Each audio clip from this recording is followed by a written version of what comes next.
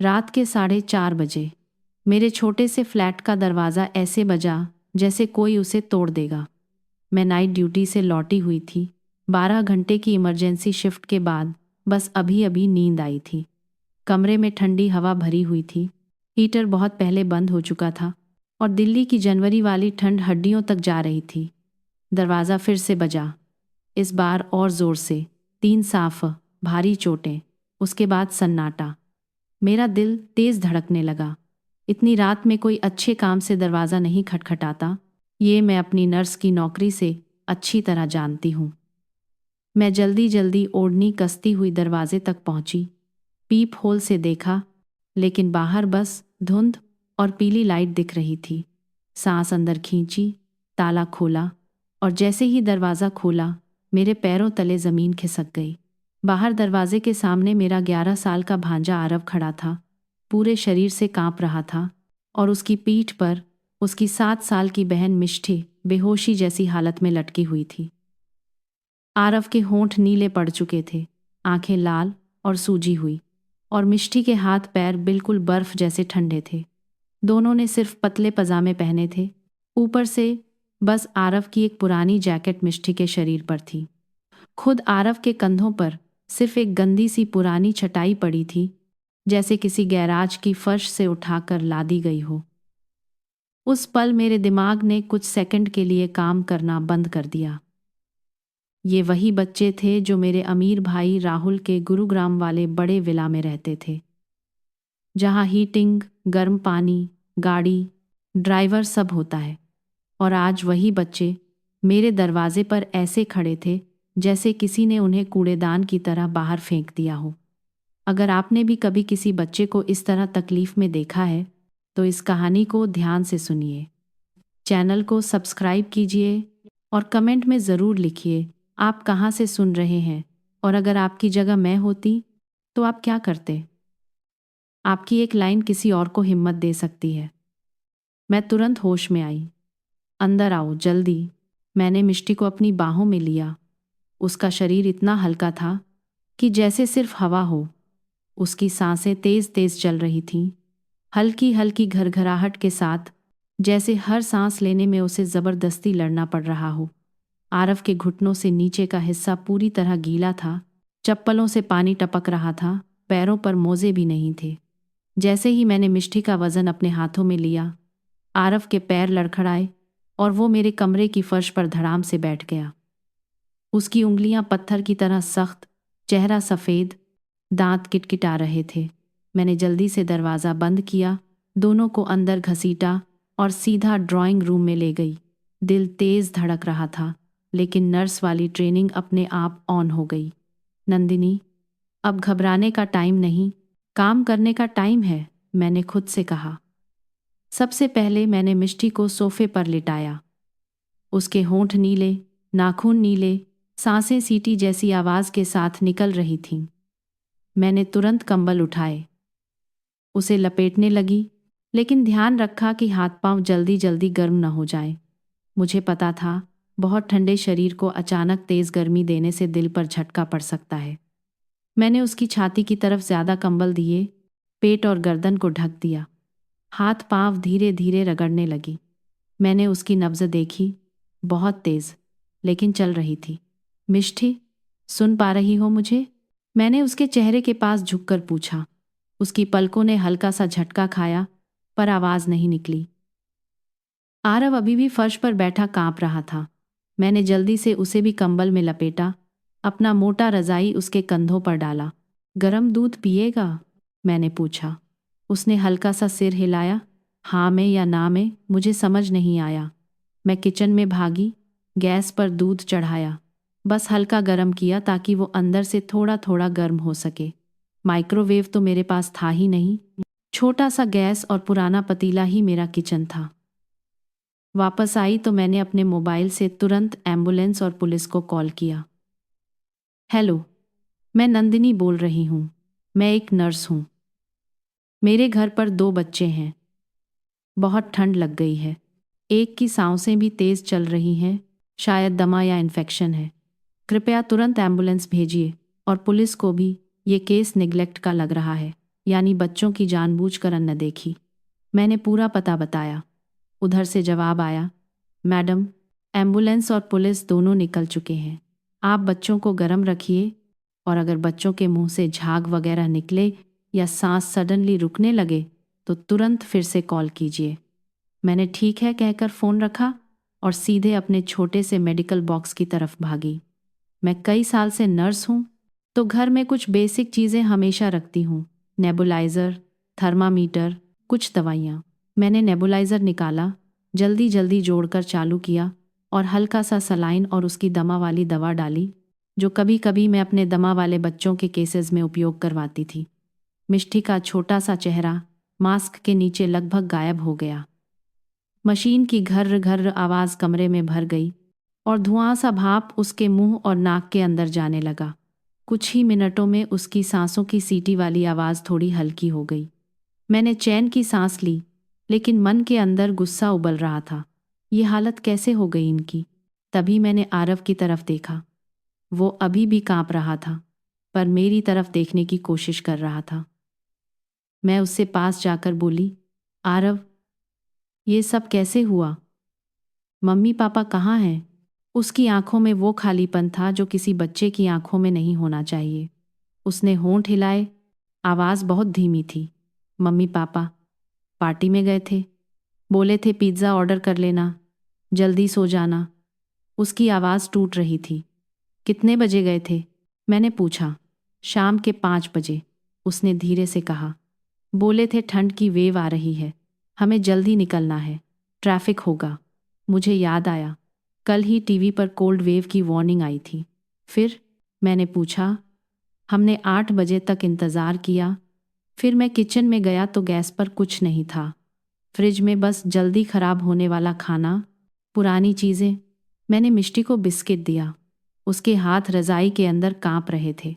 पापा ने कहा था ऑनलाइन पिज़्ज़ा ऑर्डर कर लेना, पर फ़ोन में बैलेंस नहीं था। माँ ने बोला था बाद में देखेंगे। मैंने गुस्से से अपने होंठ काटे। इतने बड़े विला, लाखों की गाड़ियाँ, पर बच्चों के फ़ोन में इमरजेंसी बैलेंस नहीं। फिर? मैंने खुद को शांत रखकर पूछा। फिर रात को बहुत ठंड लगने लगी। घर बड़ा है, पर हीटर बस उनके कमरे में चालू रहता है। हमारी साइड पे हीटर ठीक से नहीं चलता, उसने कहा। फिर मैंने सोचा मैं पीछे वाले गार्डन से गेट के बाहर निकलकर देखूं कि बर्फ़ कितनी गिरी है। मैंने अपना जैकेट पहना, लेकिन मिष्टी ने नहीं पहना। वो बोली, बस 2 मिनट देखकर आते हैं। जैसे ही हम पीछे वाले दरवाजे से बाहर गए, तेज़ हवा आई और डोर स्लैम हो गया। फिर ऑटोमेटिकली लॉक हो गया। स्मार्ट लॉक है ना? उसके मुंह में स्मार्ट लॉक शब्द ऐसे लगे जैसे कोई गाली हो।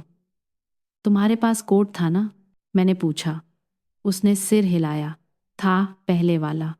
पर कुछ दिन पहले पापा दोस्तों को दिखा रहे थे कि वो फ़ोन से कोड बदल सकते हैं। मुझे न्यू कोड नहीं बताया। मैंने पुराना कोड ट्राई किया, काम नहीं किया। फ़ोन की बैटरी भी ऑलमोस्ट ख़त्म थी। मैंने पापा को कॉल किया, नहीं उठाया। माँ को किया, उसने भी नहीं उठाया। फिर फ़ोन बंद हो गया। मेरे अंदर से एक ठंडी सांस निकली, यानी बच्चे बाहर बंद हो गए थे और घर के अंदर कोई नहीं था। फिर तुमने क्या किया? मैंने पूछा। उसकी आंखों में पानी भर आया, पर वो रो नहीं रहा था, जैसे रोने की इजाज़त ही नहीं हो। मैंने मिष्टी को गराज में ले गया। वहाँ एक पुरानी चटाई पड़ी थी। वो खुद पर डाली और अपना जैकेट मैंने उसे पहना दिया। मैंने सोचा थोड़ी देर में शायद मम्मी पापा का फ़ोन आएगा, लेकिन ठंड बढ़ती गई। गैराज में हीटर नहीं होता। उसकी आवाज़ एकदम पतली हो गई। मिष्टी की सांस तेज़ हो गई। उसे दमा है ना? उसे सांस लेने में मुश्किल होने लगी। मैंने देखा उसके होंठ नीले हो रहे हैं। मैंने सोचा अगर यहाँ रुके रहे तो वो मर जाएगी। फिर मैंने उसे पीठ पर उठाया और आपके घर तक चलकर आ गया, शॉर्टकट से, जंगल के बीच से। लगभग 1 किलोमीटर है। उसके हर शब्द के साथ मेरा दिल अंदर से टूट रहा था। 11 साल का बच्चा बहन को पीठ पर उठाकर रात के 4:30 बजे धरती पर पाला जमने वाली ठंड में जंगल से होकर मेरी तरफ चल के आया था, सिर्फ इसलिए कि उसके माँ बाप पार्टी में थे।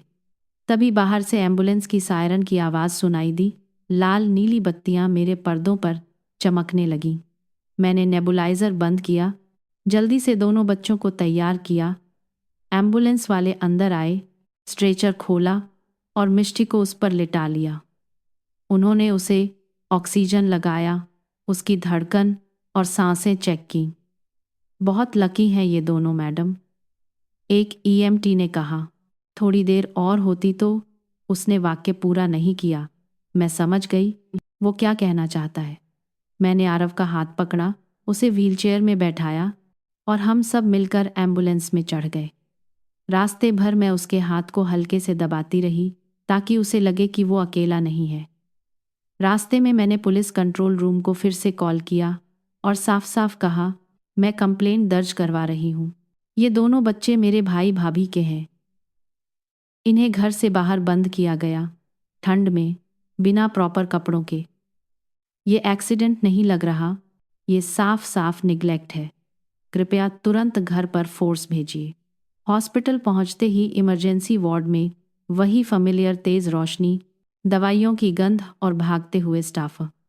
पर आज मैं ड्यूटी नर्स नहीं थी, आज मैं एक मौसी थी जो अपने भांजे भांजी की जान के लिए डर रही थी। डॉक्टर्स ने मिष्टी को तुरंत पीडियाट्रिक आईसीयू में एडमिट किया। नेब्यूलाइजर, ऑक्सीजन, गर्म फ्लूइड, सब ट्रीटमेंट शुरू कर दिया। आरव के पैरों की उंगलियों को देखते ही एक डॉक्टर ने सिर हिलाया। फ्रॉस्ट बाइट है, शुक्र है ज़्यादा देर नहीं हुई। कुछ निशान रह जाएंगे पर वो चल पाएगा।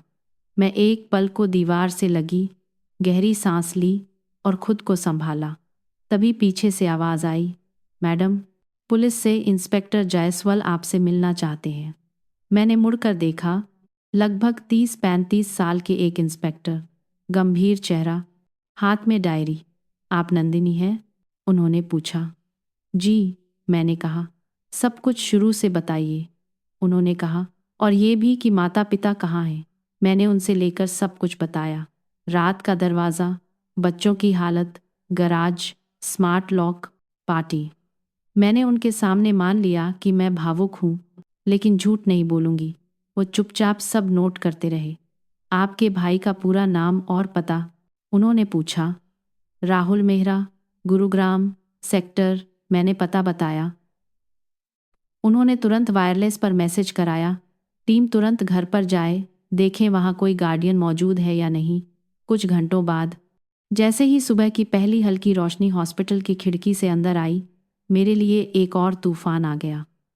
हाई हील्स की टकटक के साथ एक सख्त चेहरे वाली औरत मेरे पास आई। करीने से सिला ब्लेजर, गले में आईडी कार्ड, हाथ में फाइल। नंदिनी जी? उसने पूछा। जी, मैंने जवाब दिया। मैं कविता शर्मा हूँ, चाइल्ड वेलफेयर कमेटी से। अभी से ये दोनों बच्चे इमरजेंसी प्रोटेक्टिव केयर में हैं, उसने सीधे ठंडे स्वर में कहा। उसके चेहरे पर ना मुस्कान थी, ना किसी तरह की नरमी, बस सरकारी ड्यूटी की सख्ती। वो सीधा कमरे के अंदर गई। जहाँ आईसीयू के बाहर से आरव दिखाई दे रहा था, उसके पैर बैंडेज में थे। वो व्हील चेयर पर बैठा खिड़की की तरफ देख रहा था। कविता ने उसे ऊपर से नीचे तक देखा, उसकी हालत, पट्टी, थके चेहरे, सबको नोट किया। फिर वो मेरी तरफ मुड़ी। हमारा पहला विकल्प हमेशा किनशिप केयर होता है, मतलब बच्चा पहले परिवार में ही किसी सुरक्षित रिश्तेदार के पास रहे, उसने कहा। लेकिन इसके लिए कुछ सख्त रूल्स होते हैं। मैं कल आपके घर का होम इंस्पेक्शन करूंगी।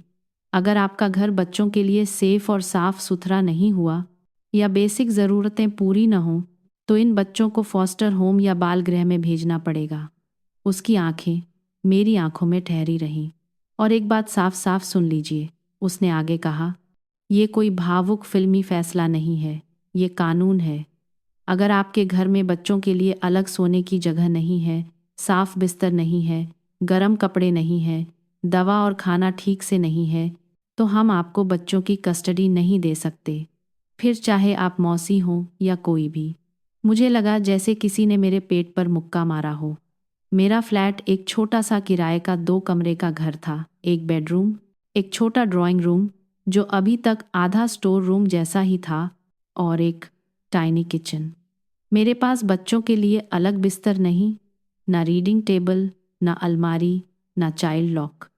मैं 60 घंटे की नर्सिंग शिफ्ट से जितना कमाती हूँ उससे बस मेरा किराया, बिजली, पानी और थोड़ी बहुत बचत ही हो पाती है।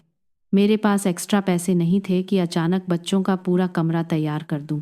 पर सामने आईसीयू के अंदर मिष्टी की छोटी सी छाती ऊपर नीचे हो रही थी और आरव की आंखों में वो उम्र से कई गुना ज़्यादा थकान थी।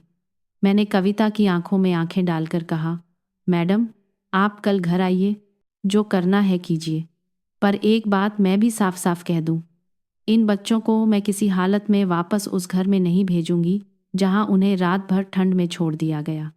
उसने बिना हिले मेरी तरफ देखा, फिर फाइल में कुछ नोट किया। कल सुबह 10 बजे, उसने कहा, मैं आपके फ्लैट पर रहूंगी। आप तैयार रहिए। अगर घर पास हुआ तो बच्चों को आपकी टेम्पररी कस्टडी में दिया जाएगा। अगर नहीं, उसने वाक्य अधूरा छोड़ दिया, पर मुझे बाकी शब्द साफ साफ सुनाई दे गए, तो बच्चे आपसे भी छिन जाएंगे। वो मुड़ी, अपनी फाइल बंद की और तेज कदमों से चली गई। मैं वहीं हॉस्पिटल के कॉरिडोर में खड़ी रह गई। चारों तरफ वही बीप करती मशीनें, भागते हुए कंपाउंडर और स्ट्रेचर की चरमराती आवाज़। बस डिफरेंस ये था कि आज मैं उस सिस्टम का हिस्सा नहीं थी। आज मैं उस सिस्टम के सामने खड़ी एक डरी हुई मौसी थी। मैंने जेब से अपना फ़ोन निकाला, स्क्रीन पर बैलेंस, बैंक अकाउंट सब देखना शुरू किया। थोड़ा सा बचत, कुछ एमी, कुछ उधार।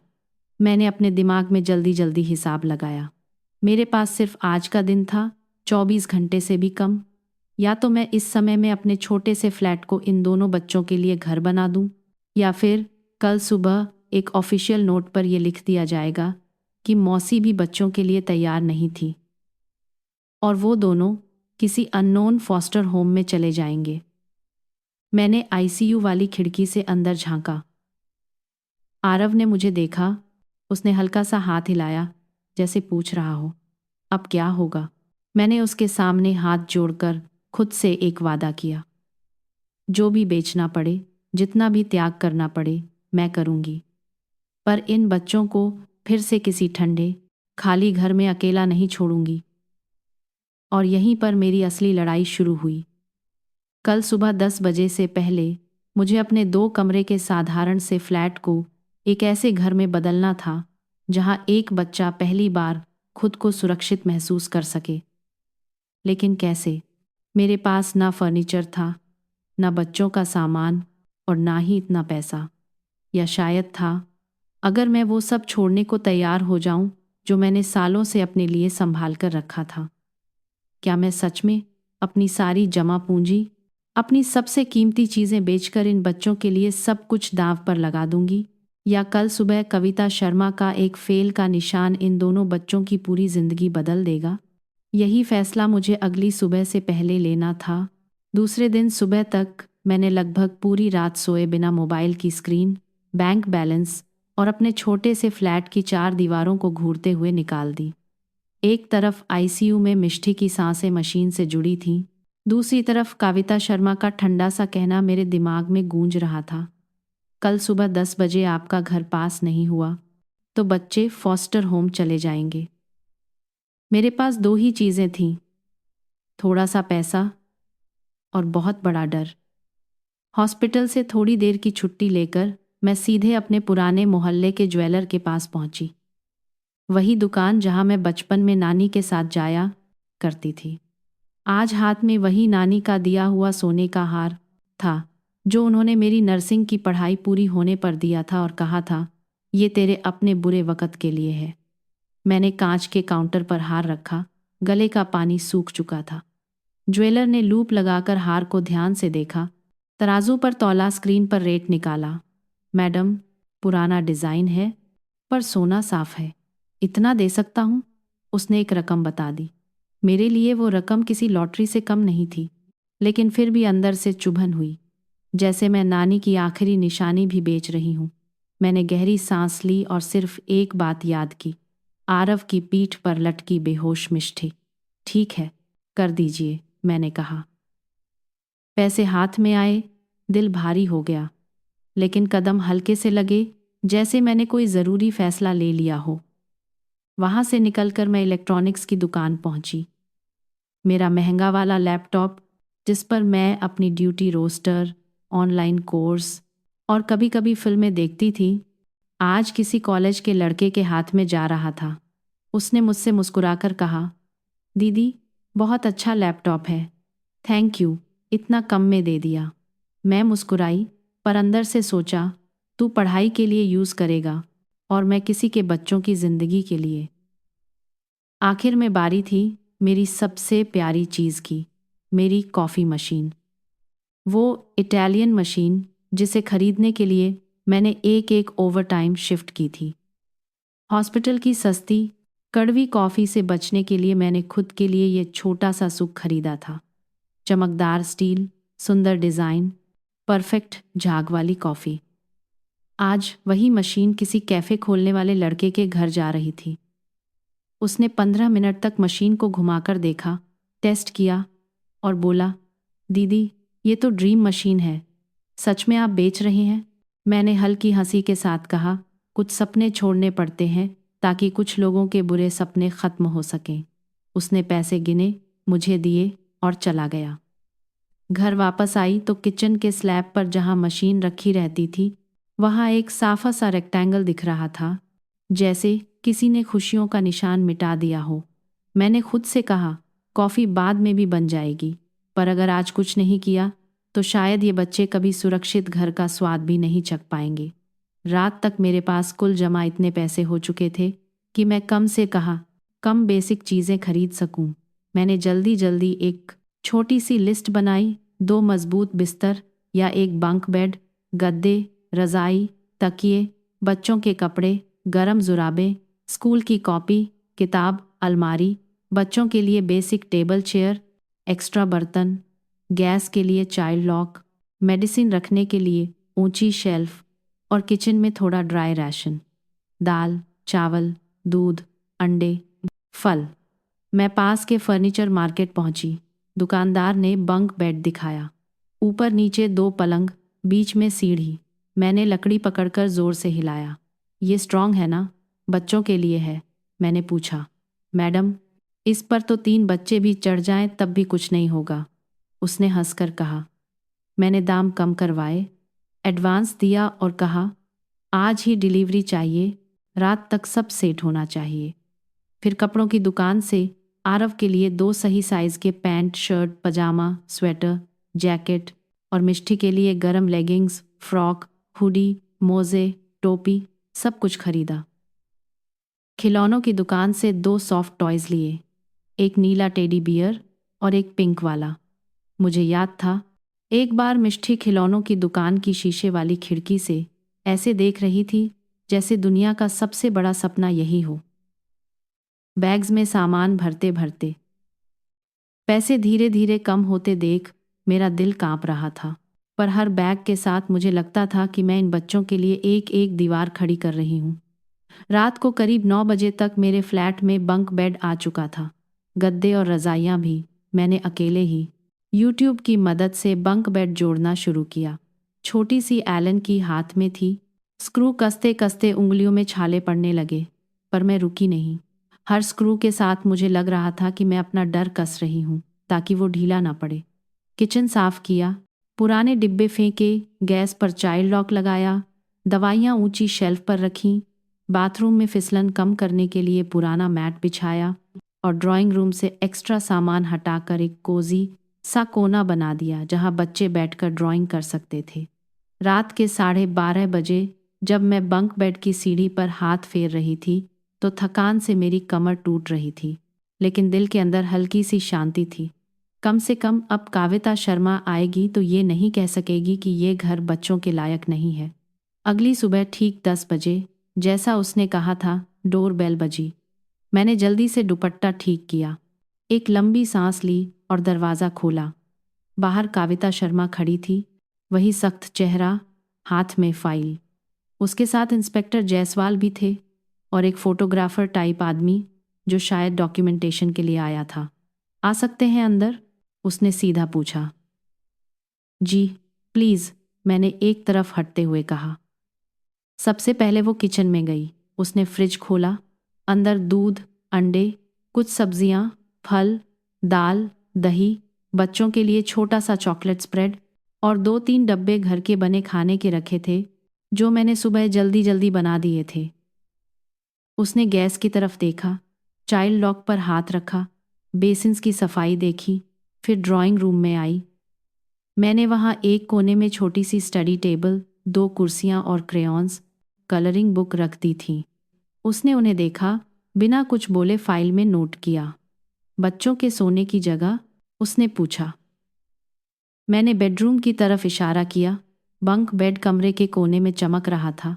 ऊपर नीचे रंगीन चादरें, नया क्विल्ट और तकिए पर रखे 2 छोटे टेडी बियर। विंडो पर हल्का सा कर्टन था और कोने में एक छोटी नाइट लैम्प थी जो तारे जैसा लाइट देती थी। काविता ने बेड को हाथ से जोर से हिलाया, सीढ़ी पकड़ी, जॉइंट्स देखे, फिर नीचे झुककर गद्दे को छुआ। नया है? उसने पूछा।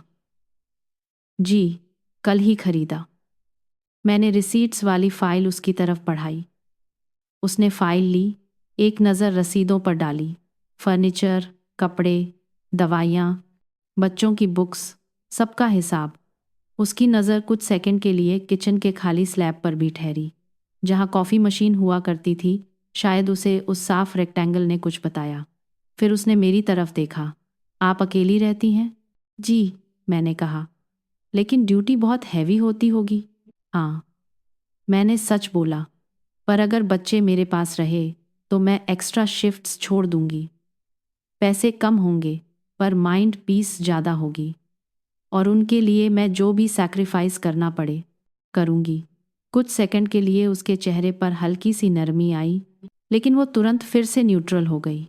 उसने फाइल में 2-3 बातें लिखीं, पेन की कैप बंद की और सीधे मेरी आंखों में देखते हुए कहा, घर पास है। कागज़ों में मैं लिख दूंगी कि जगह छोटी है लेकिन साफ, सुरक्षित और बच्चों की बेसिक ज़रूरतें पूरी हैं। कल सुबह आप बच्चों को हॉस्पिटल से लेकर सीधे यहाँ ला सकती हैं। ये आपकी टेम्पररी कस्टडी होगी। केस के ख़त्म होने तक मेरे कानों को कुछ सेकंड लगे ये वर्ड्स अब्जॉर्ब करने में। घर पास है, बच्चों को यहाँ ला सकती हैं। मुझे सच में लगा जैसे किसी ने मेरे सीने से पत्थर उठा लिया हो। धन्यवाद, मैंने मुश्किल से कहा, आवाज़ भर्रा गई। उसने हल्का सा सिर हिलाया। Thank me Matt. जिम्मेदारी बहुत बड़ी उठाई है आपने। आगे की लड़ाई आसान नहीं होगी, पर आज के लिए आपने पहला बैटल जीत लिया है। वो चली गई, इंस्पेक्टर जायसवाल भी साथ में। दरवाज़ा बंद होते ही मैं फर्श पर ही बैठ गई और शायद कई महीनों बाद खुलकर रोई। उस रोने में डर भी था, थकान भी और थोड़ा सा गर्व भी। अगले दिन सुबह हॉस्पिटल के डिस्चार्ज पेपर पर साइन करने के बाद मैंने पहली बार आरव और मिष्टी को अपने साथ घर की तरफ आते हुए देखा। आरव व्हील चेयर पर था, पैर पर बैंडेज। मिष्टी मेरे हाथ को पकड़कर चल रही थी। उसके सीने पर अभी भी हल्का सा इन्हेलर लटका हुआ था। जैसे ही हमने फ्लैट का दरवाज़ा खोला, मिष्टी की आंखें चौड़ी हो गईं। उसकी नज़र सीधी बेडरूम की तरफ गई, जहाँ बंक बेड पर 2 टेडी बियर मुस्कुरा रहे थे। ये हमारा है? उसने धीमी, हैरानी भरी आवाज़ में पूछा। मैं उसके स्तर पर झुक गई और मुस्कुराकर बोली, हाँ, ऊपर वाला बेड जिसको चाहे, नीचे वाला जिसको चाहे। रात को तारा वाला लाइट भी जल सकता है अगर डर लगे। आरव ने कमरे को देखा। छोटी सी अलमारी, किताबें, क्रेयॉन्स, 2 स्कूल बैग्स और विंडो से आती हल्की धूप। उसकी आंखों में हल्का सा पानी चमका, पर उसने जल्दी से नज़र फेर ली, जैसे रोना अलाउड नहीं हो। मिष्टी ने पिंक टेडी उठाया और बोली, ये मेरा? हाँ, मैंने धीरे से कहा, और नीला वाला आरव का। उसने नीला टेडी उठा लिया और उसे ऐसे पकड़ा जैसे उसे कोई एंकर मिल गया हो। ये घर छोटा है लेकिन गरम है। आरव ने पहली बार खुद से कुछ बोला। उस एक लाइन ने मेरी सारी रात की मेहनत का जवाब दे दिया। मैंने दोनों से कहा, ये घर जितने दिन चाहोगे उतने दिन तुम्हारा रहेगा। अगर कोर्ट ने इजाज़त दी तो हमेशा के लिए। आने वाले कुछ दिनों में हमारा छोटा सा फ्लैट धीरे धीरे नॉर्मल होने लगा। सुबह मिष्टी की खांसी कम होने लगी, आरव के पैरों की उंगलियां थोड़ा थोड़ा सेंसेशन महसूस करने लगी।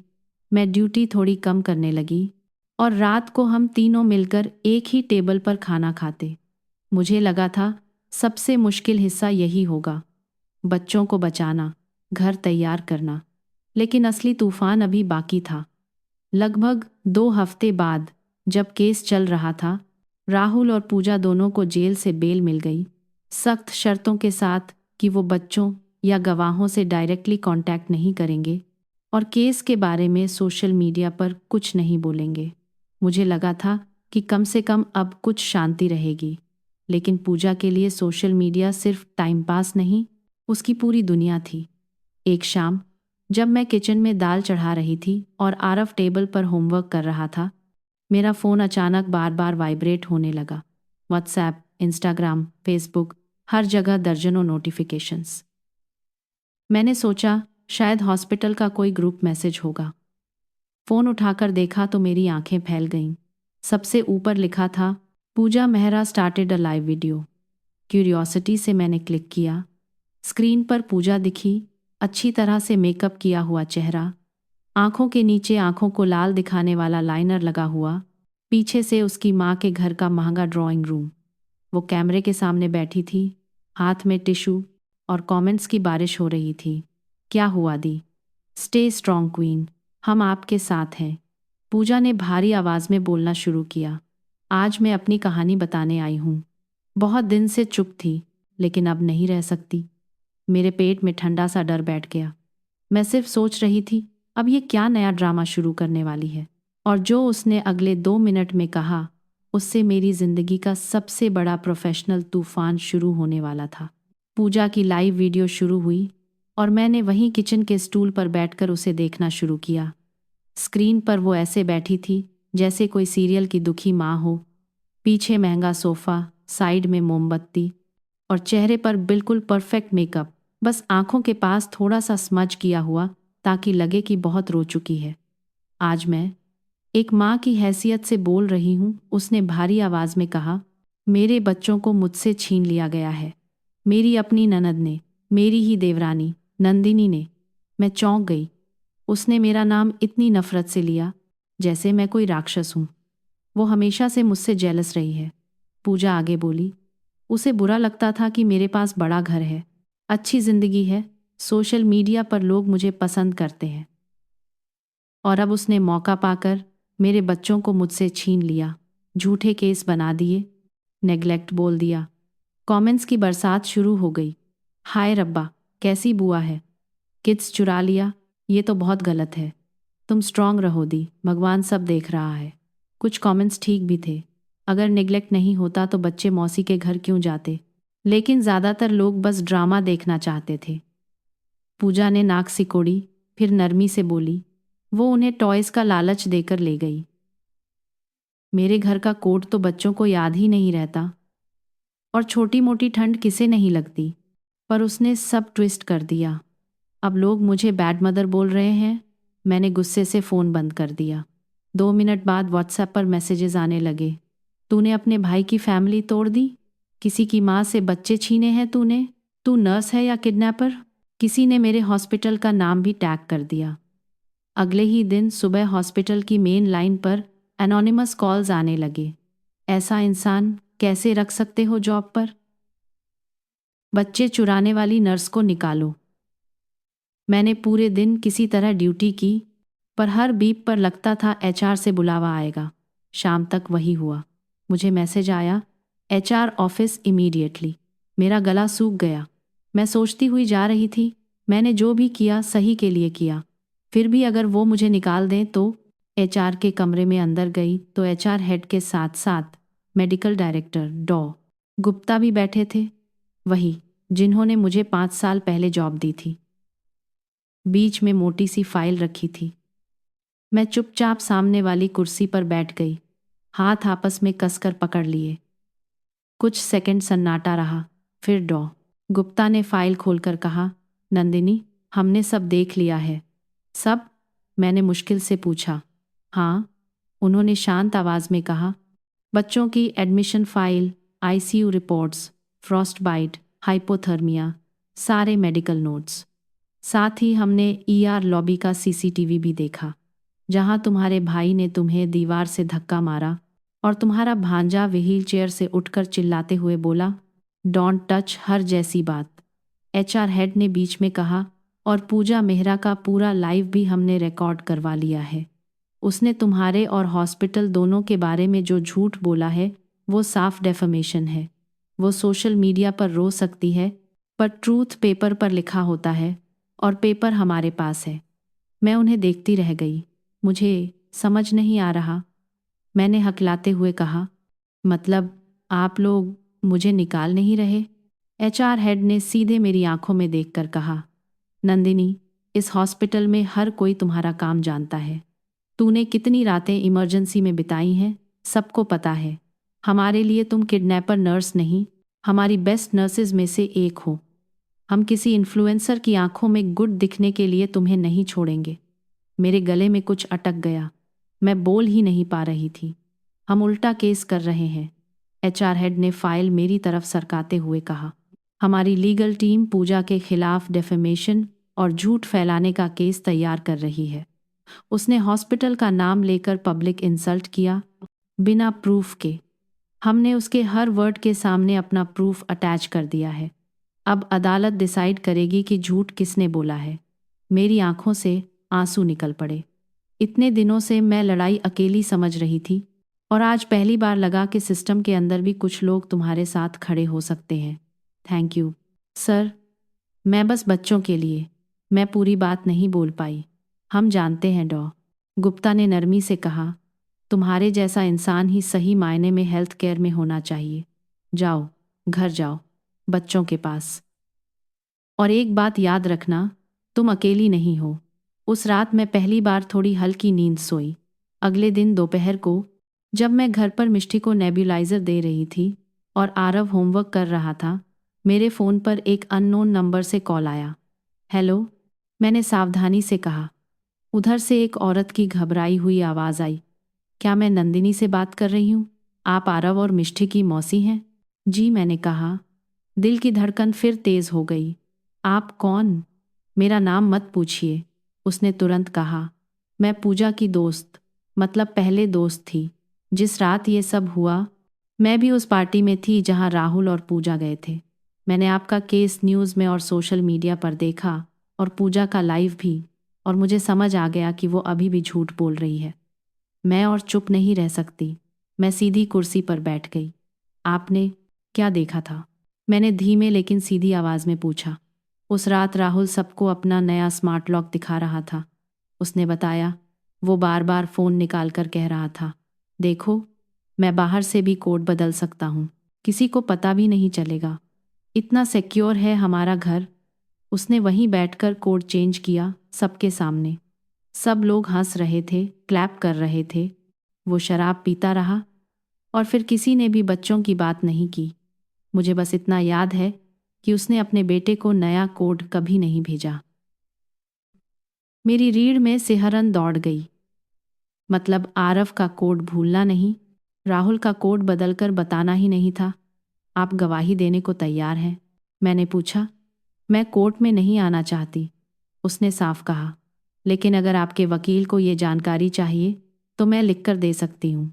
और उस रात की कुछ वीडियो क्लिप्स भी हैं जिसमें वो लॉक दिखा रहा है। मैं बस अपने बच्चों को देखती हूँ तो लगता है अगर कोई मेरे साथ ऐसा करे और मैं चुप रहूँ तो भगवान भी माफ़ा नहीं करेगा। आपने फ़ोन किया, वही काफ़ी बड़ा कदम है, मैंने कहा। कृपया वीडियो और जो भी आप लिखकर दे सकती हैं भेज दीजिए। आगे मेरे वकील संभाल लेंगे।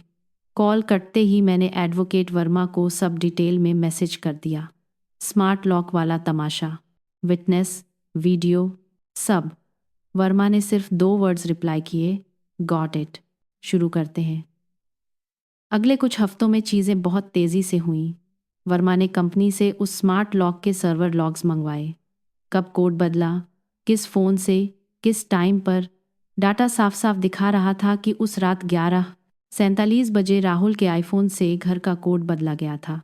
उससे पहले तक कोड कुछ और था, उसके बाद कुछ और नया वाला कोड ना आरव को पता था, ना किसी और बच्चे को।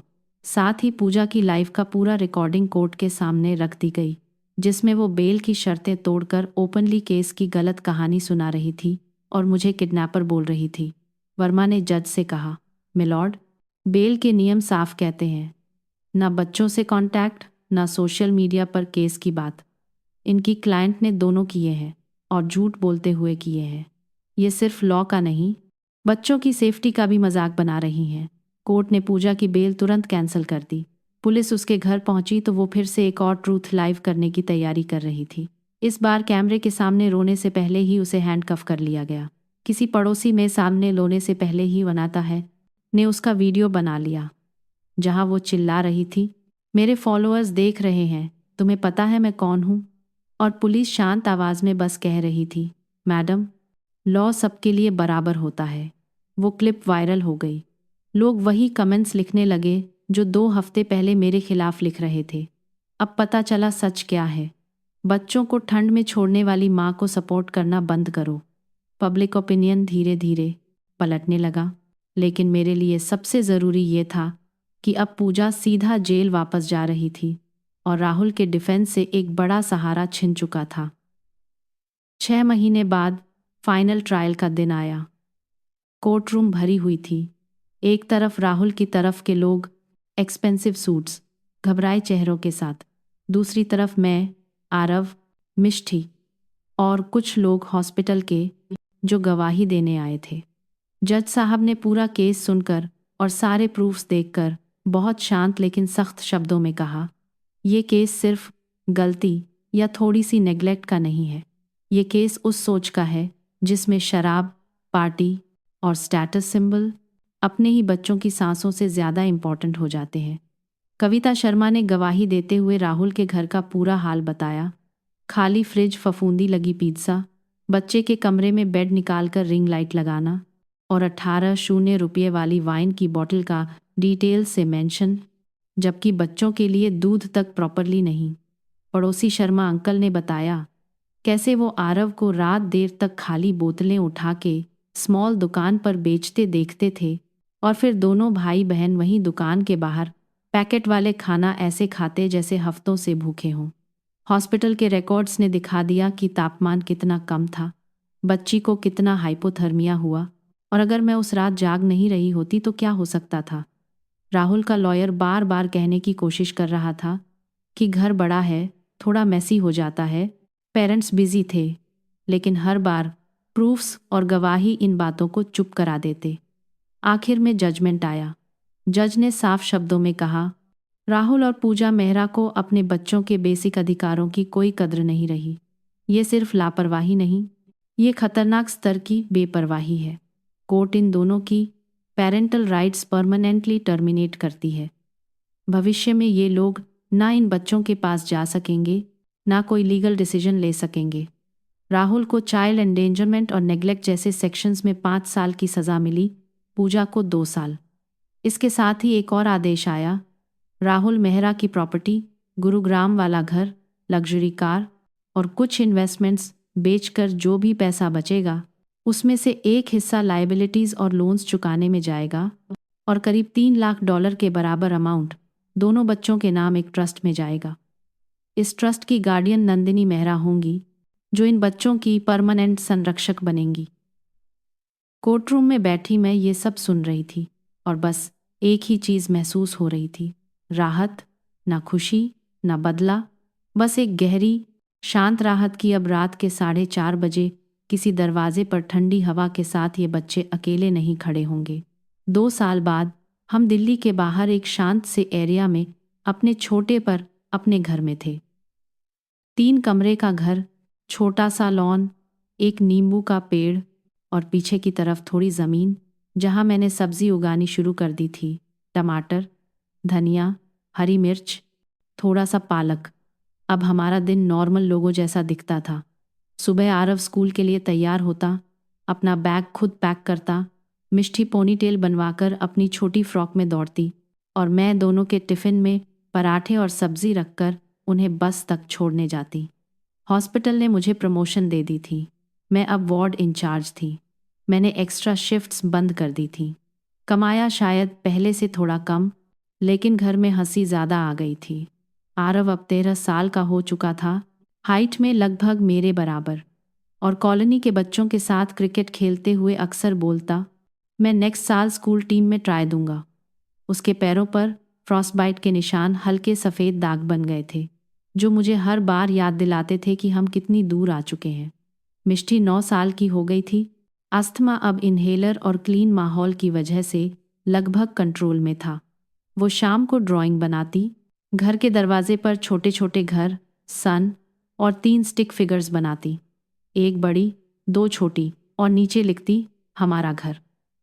उस दिन मेरी बर्थडे थी। हमने बड़ा सेलिब्रेट नहीं किया, बस सिंपल सा खाना, छोटा सा होममेड केक और थोड़ी हंसी। रात को खाने के बाद आरव कमरे में गया और एक छोटा सा बॉक्स लेकर लौटा जो न्यूज़पेपर में लिपटा हुआ था। बुआ, मतलब माँ, वो बीच में अटक गया, फिर हिचक कर बोला, हम दोनों की तरफ से, आपके लिए। मैंने बॉक्स लिया, खोलते हुए पूछा, अरे क्या ज़रूरत थी? तुम लोगों के होने से बड़ा गिफ्ट क्या होगा? अंदर एक छोटा सा सिल्वर का की चेन था, उस पर बड़े प्यार से उकेरा हुआ था, घर, होम। मेरी आंखें भर आईं।